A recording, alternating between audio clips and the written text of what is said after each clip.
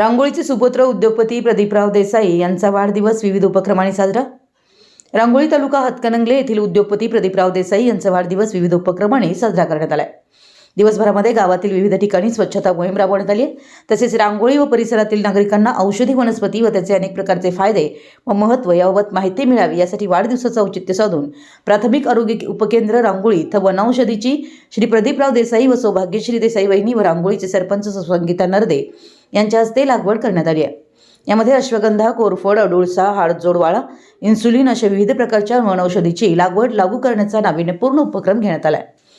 यावेळी पूर्वीपासून चालत आलेल्या वनौषधीचे परिचय व त्याचे फायदे व महत्त्व, लोकांच्या आरोग्यासाठी याचे किती महत्त्व आहे व मानवी आहारात पौष्टिक व कसयुक्त अन्नधान्याचा वापर किती महत्त्वाचा आहे, योग्य वेळी सदर वनौषधी वनस्पतीचा वापर केल्यास अनेक रोगांपासून मुक्ती मिळण्यास मदत होऊन रोगप्रतिकारक शक्ती वाढण्यास मदत होणार असून लोकांचं आरोग्य चांगलं राहण्यास मदत होणार आहे।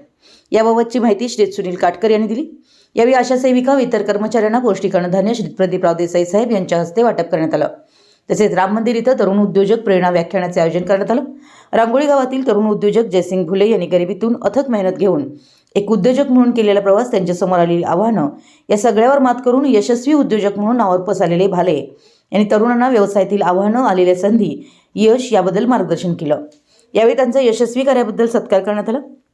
यावेळी श्री बंडोपंत सादळे, डॉक्टर अपूर्वा कोळी, तेजस्विनी कांबळे, ग्रामपंचायत सदस्य, रांगोळी विकास सोसायटीचे संचालक, माजी सरपंच, ग्रामस्थ, आरोग्य विभागाचे कर्मचारी, आशा सेविका उपस्थित होते। रांगोळीहून विशाल क्रांती न्यूज रिपोर्टर राजेंद्र पुजारी।